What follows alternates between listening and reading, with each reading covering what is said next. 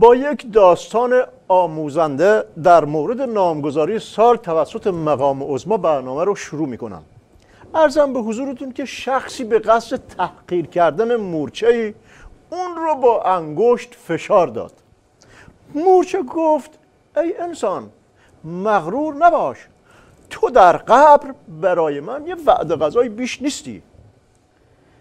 مرد پوزخندی زد و گفت من بودایی هستم، مرده من سوزانده می شود و مورچه را له کرد و اون مرد گلاب و زد به داستان آموزنده ما و مقام عظما هم گلاب زد به کل نظام. هر وقت که تو داستان آموزنده شروع میکنی به تعریف کردن من باید برم تو آماده باش. یاری میگه ما یه فامیل داریم فقط خبر مرگ میده، هر وقت زنگ میزنه اول لباس مشکی میپوشیم بعد جواب تلفن رو میدیم.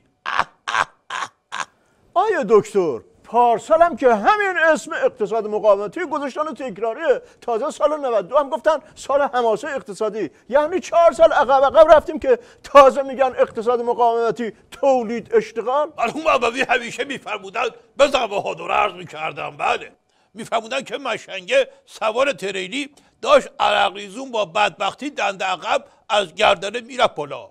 گفتن گردنه به این سختی چرا عقب میری؟ گفت میترسم اون بالا جای دور زدن نباشه. گفتم باری کلا به این دوراندیشی. 1 ساعت بعد دیدن عرقریزون با بدبختی دنده عقب داره میاد پایین. گفتن خب الان چرا عقب میای؟ گفت آخه جای دور زدن بود.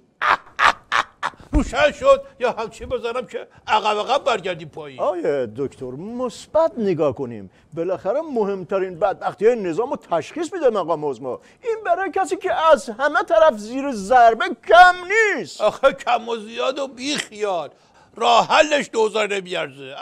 مرحوم ابوی همیشه میفهمودن بزن بهادر عرض میکردم، بله میفهمودن که یارو رفت سمعک بخره، فروشنده گفت از 1000 تومانی تا 1,000,000 تومانی داری. طرف پرسید 1000 تومانیش چطوری کار میکنه؟ فروشنده گفت اصلا کار نمیکنه، فقط مردم که میبینن بلندتر حرف میزنن. خنده تو وارد نشد. آیا دکتر بالاخره در این وضعیت تیره و تار شما به عنوان ابر استراتژیست نظام چرا حلی جلویشون میذاری؟ برای حل معضل اقتصادی الگو داریم. من که رو باد هوا صحبت نمی کنم که. 1 میلیاردر بزرگ تو خاطراتش نوشته که چطوری میلیاردر شد. نوشته که یه روز یه سیب تو خیابون پیدا کردم، به جای اینکه بخورمش فروختمش به $0.5. با پولش 2 تا سیب خریدم، 2 تا رو فروختم به $1. چند سال همین کارو کردم تا اینکه بابا مرد و همه ارثش رسید به من و شدم میلیاردر. آیه دکتر داشت خیلی آموزنده پیش میرفت ولی آخرش به داستان شما هم گلاب زد. صحبت نباشه ناکس.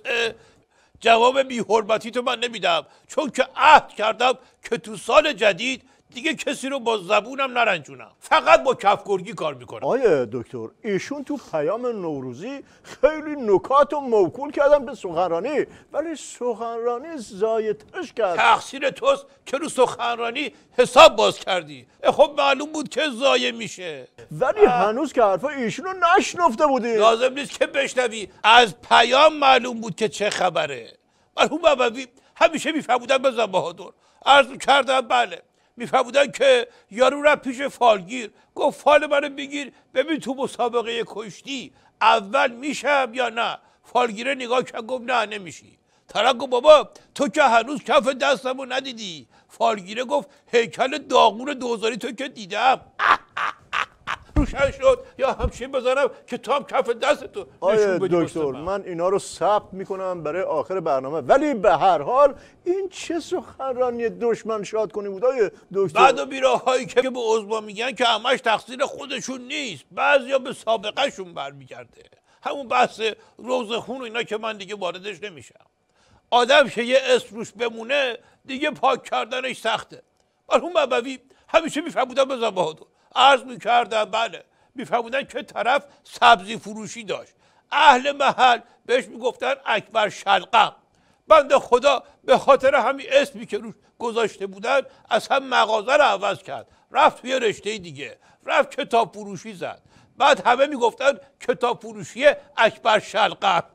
آخه این که بگیم نظام معضل اقتصادی و انتخابات داره که هنر نیست. هنر بحث تخصصیشه که سواد و فهم میخواد. شما چرا به مقام عظما جوابا رو نرسوندین آخه باید یکی باشه که حرفو بفهمه. دهن منو باز نکن دیگه، سربسته میگم. مرحوم ابوی همیشه میفرمودن بزن بهادر، عرض میکردم بله، میفرمودن که تو امتحان رانندگی قسمت امتحان شهری نوبت مشنگه شد، افسره گفت روشن کن برو عقب. مشنگه ماشین رو روشن کرد، دستی رو کشید، پیاده شد، رفت عقب نشست.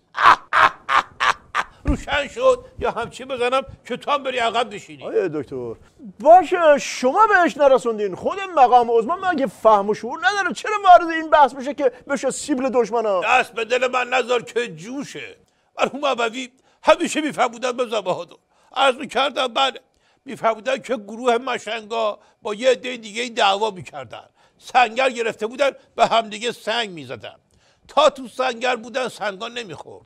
اون عاقلا یه تاکتیکی زدن، یکیشون داد زد جعفر کیه؟ مشنگه پا شد گفت منم، همه با سنگ زدنش.